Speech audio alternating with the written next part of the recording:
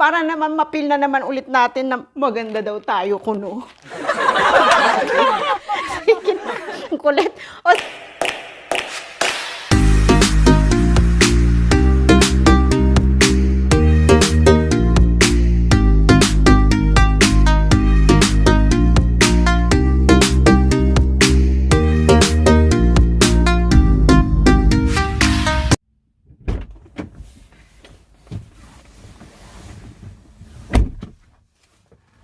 hallo!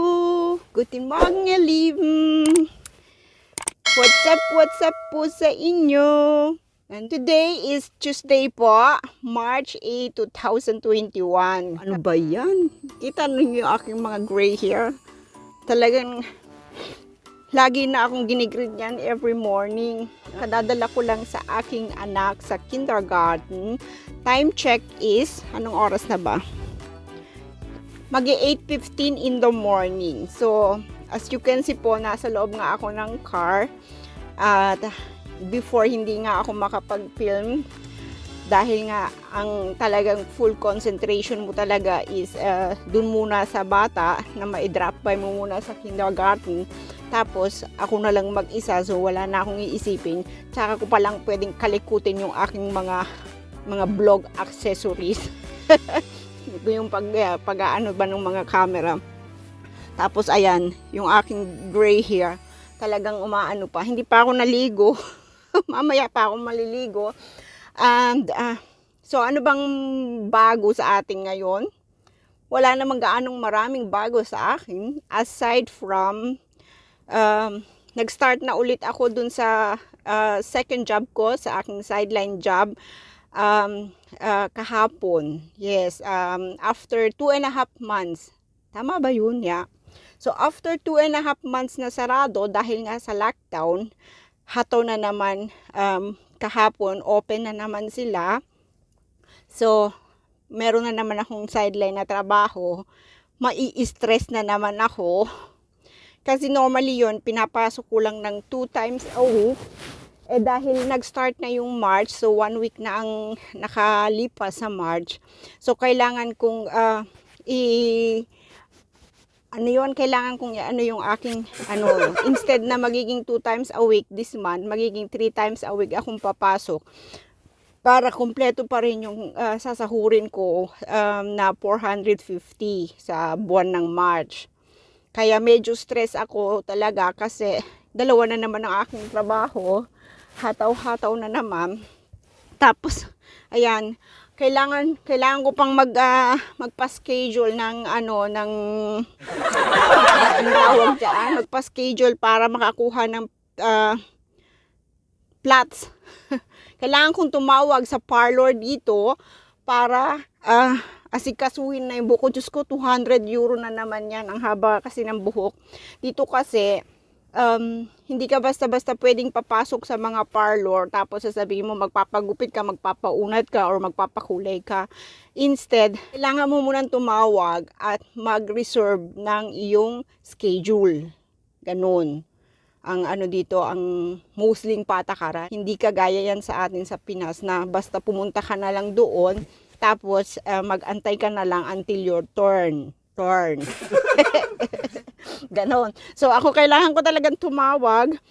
Actually, kailan ko pa yan pinaplano. Kaya lang medyo na-hold pa talaga ako kasi nag-aalangan ako. 200 euro na naman yan. Mahal-mahal ng parlor dito. You can't afford talaga. Pag sa Pinas, okay lang eh. Pag dito, Diyos ko, ever mahal. So anyway, kailangan na talaga. Para saan pa tayo kumakayod at humahataw, di ba? Kailangan bigyan din natin ng konting luho ang ating sarili. O hindi naman ako madalas pumunta ng parlor dito dahil nga mahal. At sayang sa pera. So, mostly kung nagpa-parlor man ako dito para magpakulay ng buhok, magpagupit, once a year yan. Ganyan. Oo. Kung pinakaluho na yung 2 times a year. Ganyan. Yung last time kong parlor, nung bakasyon pa namin sa Pilipinas, ayan na, humaba na yung buhok ko, pati yung kulay, tapos pati yung mga gray hair ko, Diyos ko po, naghahabaan na sila. Hindi na ako pinapakawalan kada tingin ko ng salamin. Ayan oh. Kada tingin ko ng salamin, pag hinalungkat mo pa yan dito, puro gray hair yan. So, tatawag tayo sa parlor for reservation ng ating schedule. Tapos, uwi na tayo dahil sa bahay, marami pa ding nag-aantay na trabaho. Yung asawa ko, ang kanya ding schedule sa trabaho is panghapon pa hanggang gabi, hanggang 10:30 ng gabi. So, nandun siya at saka marami din akong trabahong iniwan doon. Wala namang ibang gagawa noon dito. Dito, ganun ang buhay abroad dito. Talagang trabaho mo lahat, sa'yo lahat. Kaya maswerte pa din talaga yung mga taga-Pinas. Marami silang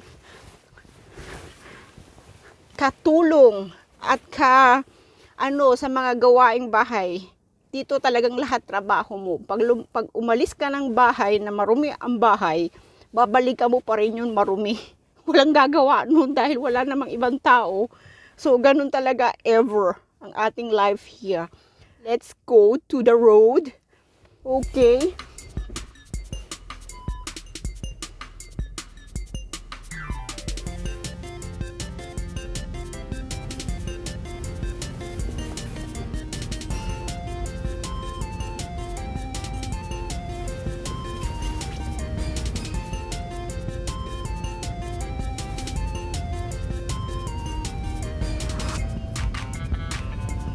Naku, yung taas ng sikat ng araw. Kailangan ko ng sunglass dito sa car. Hindi ko pa rin napoprovide.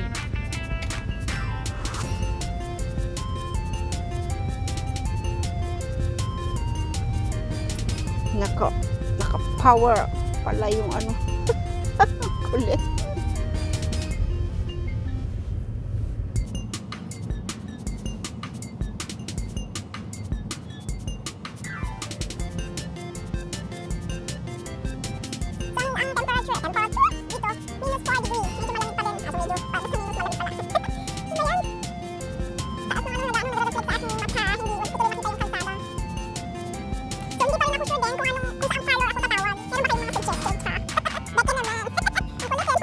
So, we're here na. We're here now. Welcome at home. Kung saan nag-aantay ang maraming ligpitin. So, andito na po ako sa bahay. And wala na pala yung asawa ko dito. Nakalimutan ko, meron pala siyang schedule. Nag-start na rin ako maglaba. Nagsalang na ako. Ayan, nakasalang na yung aking labahan. Pero bago tayo talaga magligpit at kumilos dito, kailangan ko munang tumawag sa parlor. Siya nga pala, share ko sa inyo. Kahapon, di ba sabi ko, nag-start na ulit ako sa aking sideline. After 2.5 months na pahinga, dahil nga lockdown kami dito, kailangan na natin ng money. So, yung uniform, kahapon nakakuha kami ng bago naming uniform. Ayan. Ayan po ang bago ng uniform doon sa sideline namin. Mabuti na nga lang, may bagong binigay na uniform kasi nagbabalak na talaga akong humingi ng bagong uniform kasi yung gamit ko is 2 years old na din yon. Kaya medyo presentable na naman ang itsura ko sa aking pagsa-sideline. So, tawag muna tayo sa parlor, ha? Magpa-schedule tayo. 9:05. So,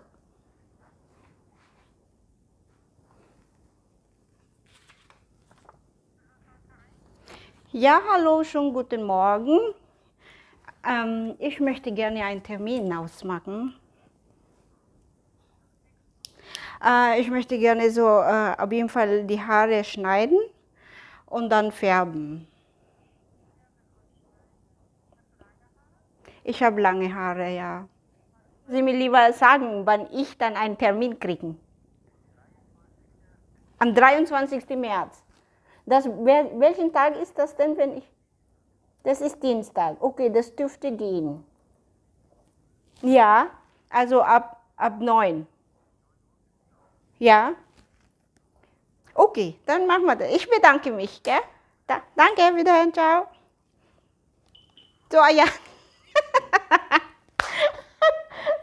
Ang nakuha kong schedule is March 23, Tuesday yan. So, sa tingin ko, walang magiging problema dahil ang trabaho ko naman is mostly Wednesday, Friday, and Monday.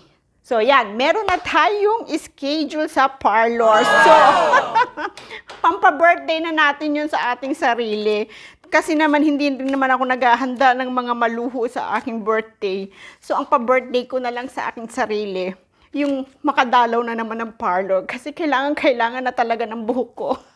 Para naman mapil na naman ulit natin na maganda daw tayo kuno. Sige na, ang kulit. O, maglinis na tayo.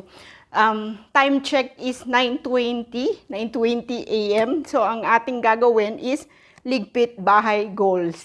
Yeah, yung kusina, dito, doon, at kahit saan pa.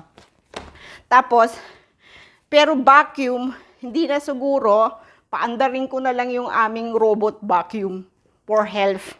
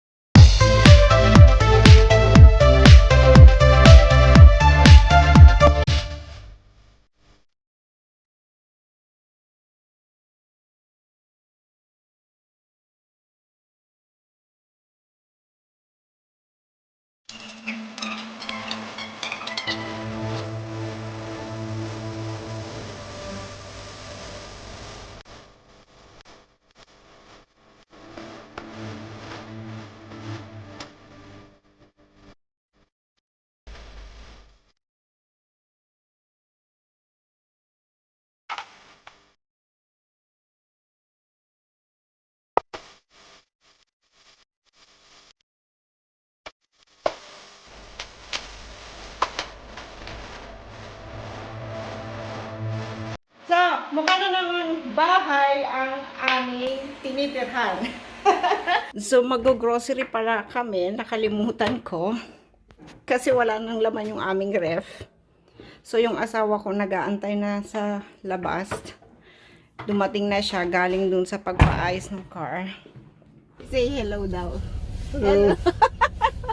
So, andito kami sa bilihan ng mga inumin, juices, at saka water.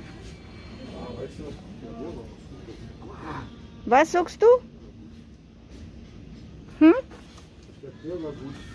Ja, die war ja gut. Ja.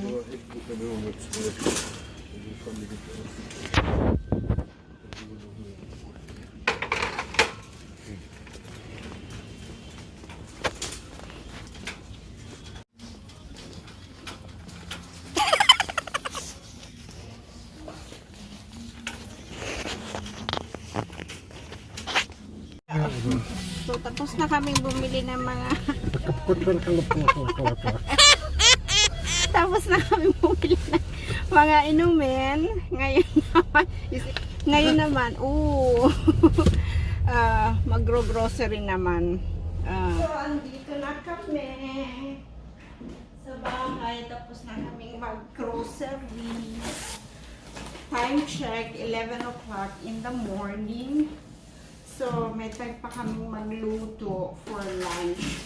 Pero yung madalian lang ang aming iluluto. Dahil mag-tortellini. Tortellini. So yan ang lulutuin namin for lunch.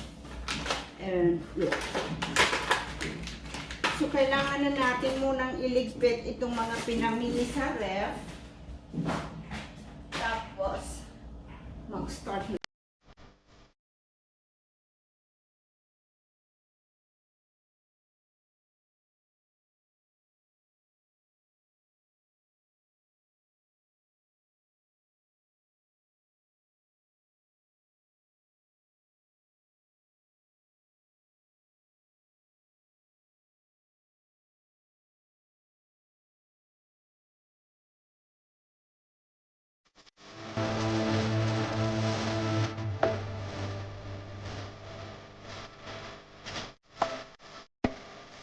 Tapos na po tayo. Ang asawa ko ay nagluluto na ng aming lunch. Buistes, aso. Tingnan ko daw yung spinat kung natunaw na. Wow. So, ayan. Anong tawag yan? Na-freeze na spinat. Isasama doon. Itong pagkain namin for lunch.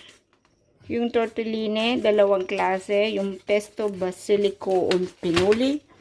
Tapos, meron din yung prosciutto crudo with ham sa loob. Ito with basilico. Yan. Diyan ang taga.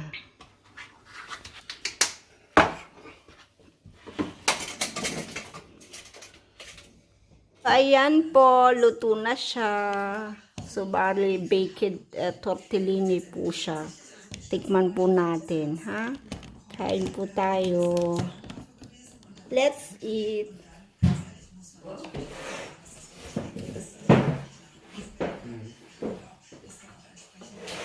Haufen, hast du den 3 gebacken? Ja, bestimmt 3.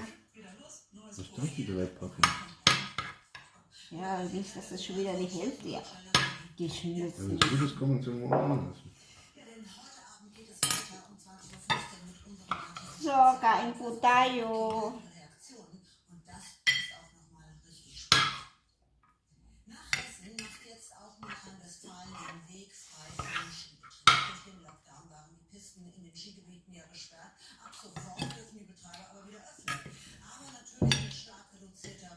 Ist auch mit Tomate? Ja.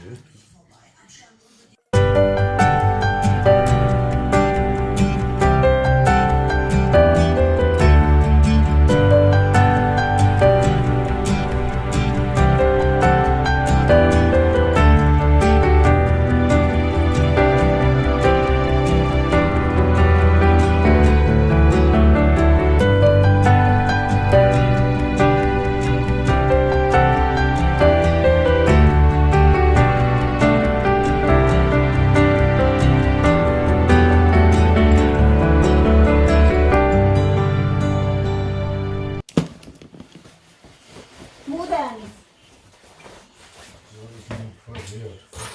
Warum?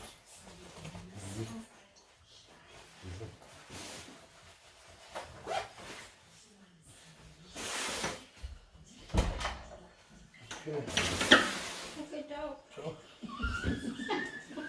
Guckst du ins Auto oder was?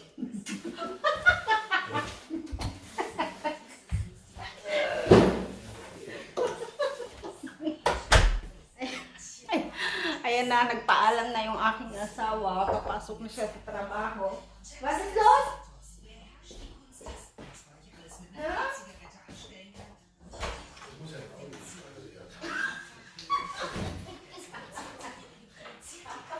Was ist los gerade? Auf für die Arbeit? Ayun na. So yun na nga, pumasok na sa trabaho ang aking asawa. At mamaya na yung gabi darating pagtulog na ang aking anak. And ako naman, susunduin ko na rin ang aking anak from kindergarten. And then right after noon, mga ilang oras lang mag-spend kami ng time together. Ida-drive ko na naman siya, ihahatid kay Upa. Kasi papasok naman ako sa trabaho until 7:30 yon. Tapos ipipick up ko siya. Tapos, uwi na ng bahay. Sleep time niya is 8 o'clock, 8 p.m. So, magpapaalam na po ako sa inyo. I hope you enjoy watching our video. And if hindi ka pa po nakakapag-subscribe sa aking channel, huwag ka na pong mag-alinlangan. Mag-subscribe ka na po. Tama mo na rin yung ring bell button para isa ka po sa mag-notify kapag may bagong video upload. Thank you very much for watching.